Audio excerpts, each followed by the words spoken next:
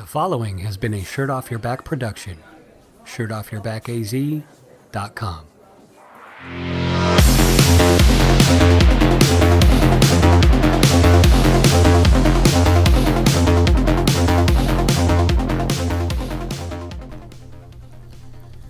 Hello and welcome to the Shirt Off Your Back podcast, where it is always a blockbuster night.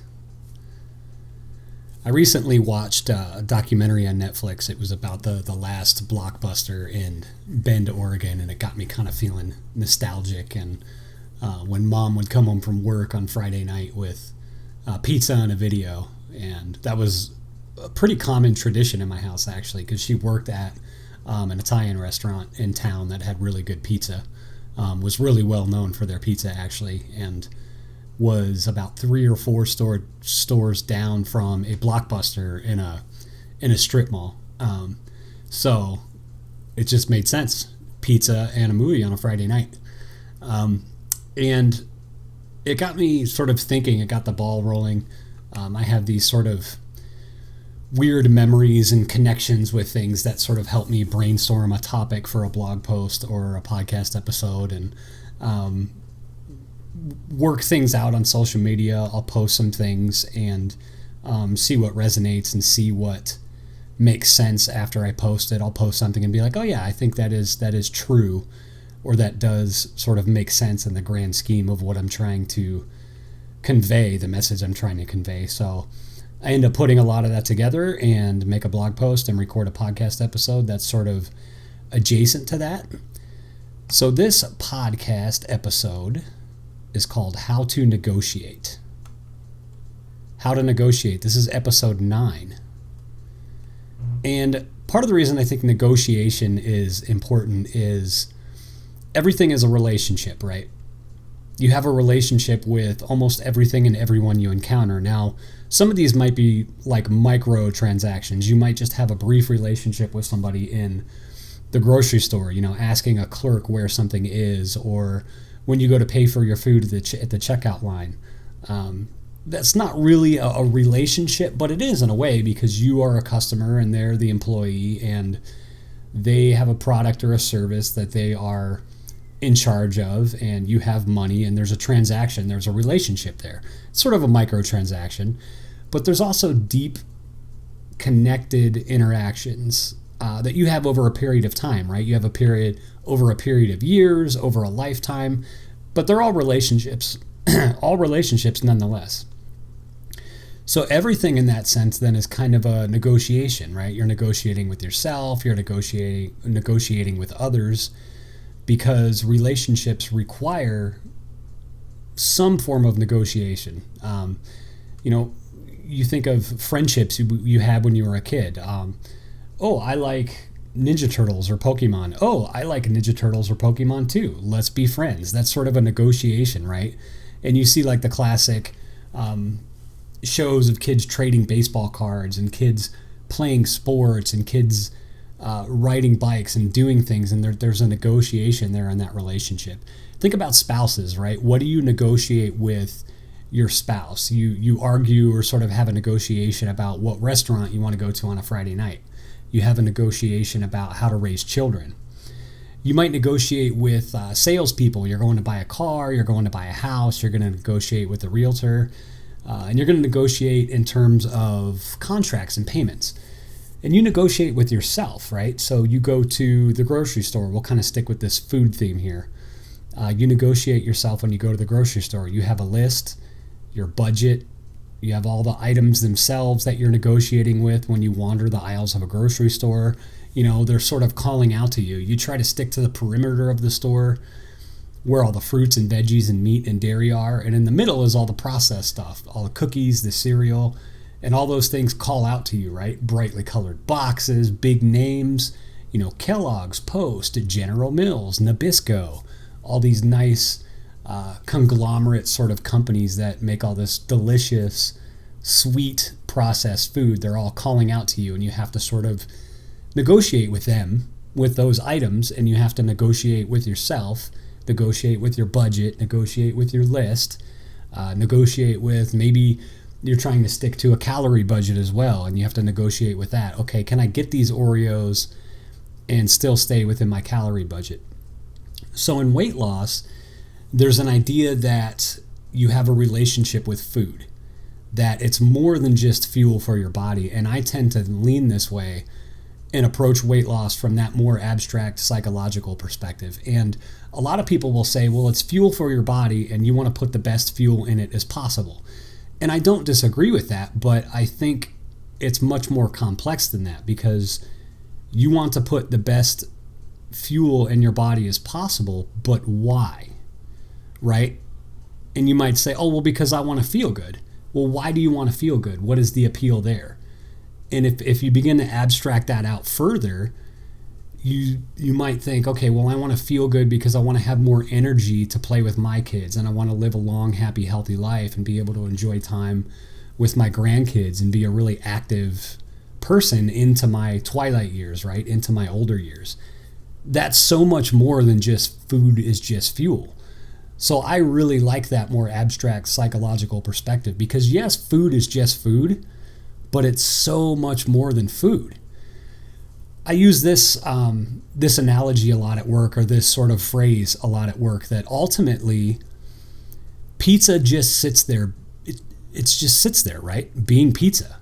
And it isn't until you label that pizza as bad or good that it becomes something else. And we talk about in psychology and behavioral health, labeling your emotions so you can identify them. I feel angry, I feel sad, and that way you can identify it and begin to work through it. So it's sort of flipped around with food, right? It's not so good to label food, because if you label food good or bad, if you have pizza labeled as a bad food and you enjoy a couple slices of pizza on a Friday night, you're going to be like, oh man, I ate that bad food, right? But it isn't until you label food as bad or good that it becomes something else. And it gets a little more complicated, because pizza night might be a long-standing tradition in your home, right? You might be able to hear my kids in the background. They're joking around, yelling and screaming, playing video games, probably arguing a little bit. But I remember when I was a kid, like I said, pizza night, Friday night videos, movies, that was a big thing for us, right? That was an event. We enjoyed it.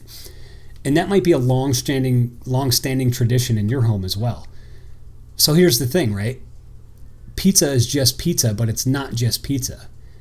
Pizza night might be rife with childhood memories, laughter, maybe a rented movie from your local video store. So you're not just eating pizza, you're also negotiating with a memory, right? Because if I had pizza night on Friday nights when I was a kid, and then I do that with my kids, my brother and his kids, so my brother and my nephews came over yesterday, and we watched YouTube videos and played video games and ate pizza, right? And I'm sure that's going to be a memory for them and for my nephews, because I don't see them that often, and I'd like to see them that more, and there's not really any huge reason for that. We don't connect that often as we should. But actually, we came across a YouTube video a while ago, and I showed it to my nephew, and he ended up loving it and cracking up. And my brother texted me and said, he's asked me to watch that video like 3 times since we've been home. If you're ever bored on YouTube, the video is only like a minute and a half. Just look up It Goes in the Square Hole. And it's a video, it's a guy playing with one of those cubes where it has all the different shaped blocks, and you have to match the different shape to the shape on the box and put it through the hole and put it in the box. But you'll get kind of the joke of it. It's called It Goes in the Square Hole. So anyway, YouTube videos, pizza aside, think about negotiations. And negotiations are sort of arguments. Everything is a negotiation. And you're either negotiating with yourself, others around you, or both. So you're either negotiating with yourself, others around you, or both. In relationships, both with food and with people, you might be tempted to go along to get along, right? It might be easier to just eat the pizza than worry about what kind of pizza you're getting, if it's meat lovers, if it's veggie lovers, if you're going to count the calories. You might just say, oh, well, it's Friday night, I'll just indulge and I'll start again tomorrow. I've talked about that. That's not a good mindset to have either. But you might think, okay, it might just be easier to eat the pizza and not to count the calories, or just don't worry about it, just eat the pizza. But not having arguments sometimes allows those arguments to compound and to sort of fester over time, right? You pour a little appeasement, you pour a little passivity into your cup here and there, and eventually your cup's overflowing with all of these moments that you didn't speak up, all of these moments that you didn't say something, all of these moments that you didn't have the argument or have the negotiation.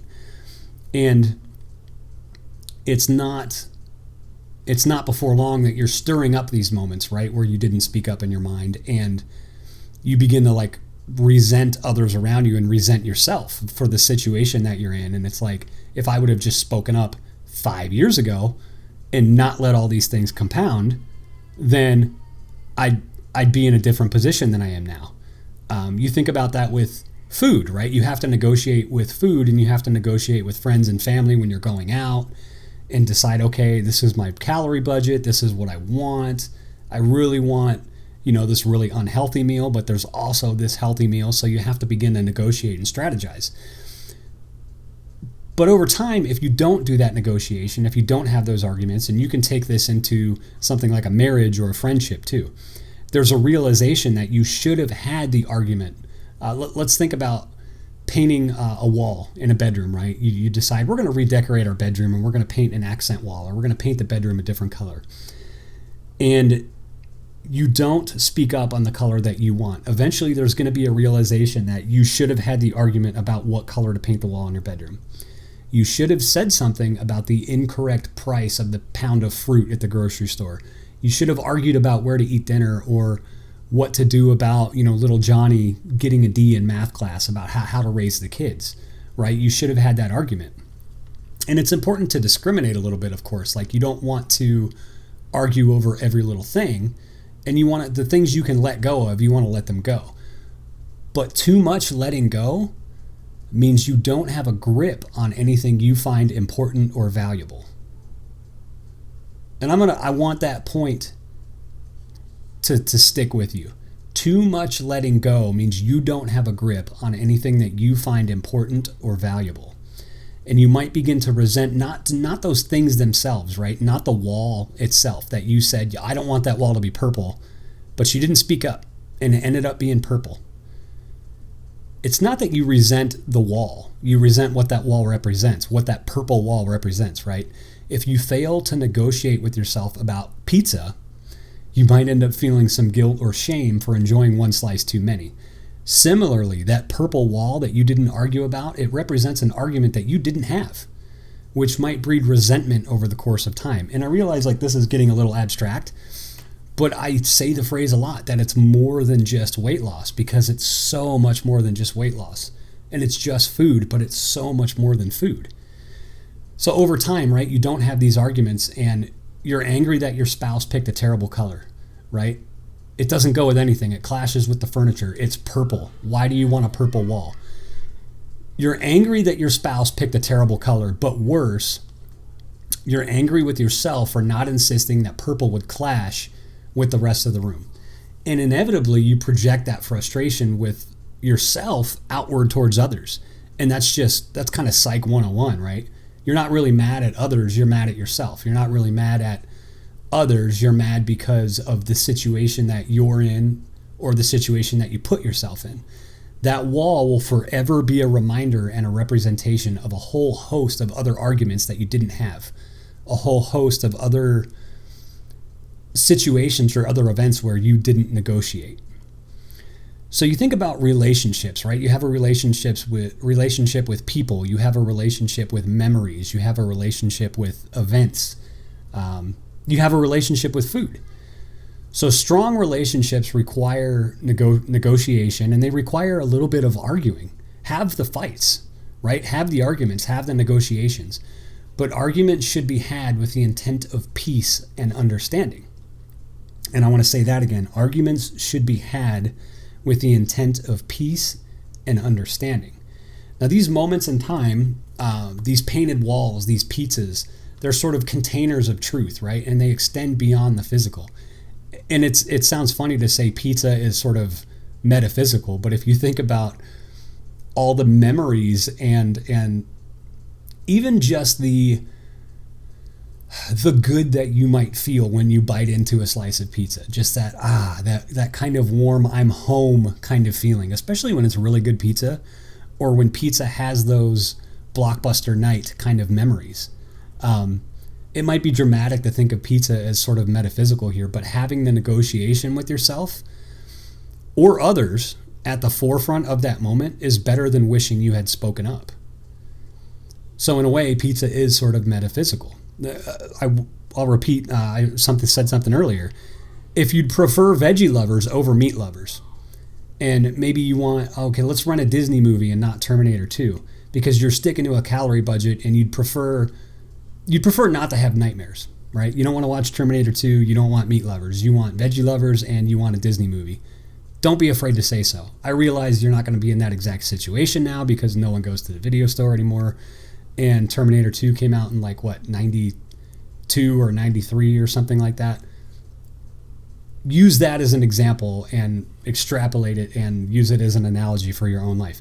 Don't be afraid to speak up. Don't be afraid to have the negotiation, because your relationship with others, your relationship with food, your relationship with those memories, they're going to be a lot stronger. So whether you're making it a blockbuster night, whether you're grabbing a pizza, whether you're deciding what color to paint walls or what to do about Johnny's grades, have the argument, negotiate. Because once you realize that everything is a negotiation, either and both with yourself and others, negotiation becomes a lot easier. And then once negotiation becomes easier, it becomes easier to get your needs met in an assertive and proactive way. Right? Because if you don't get your needs met in an assertive and proactive way, you're going to end up being reactive and aggressive later on in life. You're going to resent the times that you didn't speak up. You're going to resent every little moment where your needs were not met because you didn't speak up. And you might project that feeling of resentment towards yourself onto others. So that's it. Everything's a negotiation. How to negotiate. Interestingly enough, I wrote this blog post and I found a picture of a maze, and I sort of thought about how, sometimes we go in this maze of thoughts and feelings, and the artist I courtesy of, I found this picture on public domain, Pexel's website, is named Soulful Pizza. So it all just kind of connected. There's a bit of a serendipitous moment there, but thanks for listening. We have a Patreon page that we're working on. All of our content gets posted on Patreon, and we're working on building up some patron content. But also we have different tiers for if you become a patron. You get some t-shirts and some other goodies in the mail for, as little as, I think I put $5 a month. So if you enjoy this content, my blog, my podcast, you find it helpful, go over to our Patreon page. I will put the links in the show description. I'll put some social media links in the show description too, and maybe pop those on the screen in the page when I'm editing this podcast, so you can contact me on social media as well. I have a personal one and one for Shirt Off Your Back, and it's something that I am negotiating with myself. Do I want to use my personal social media accounts more, or do I want to use the Shirt Off Your Back accounts more? I don't know. It's a negotiation, arguing with myself. And you can hear my kids are probably arguing in the background. I'm sure you can hear them yelling about video games, but that's okay. That's life. That's real life. So thanks for listening. Thanks for watching, and we'll see you next time.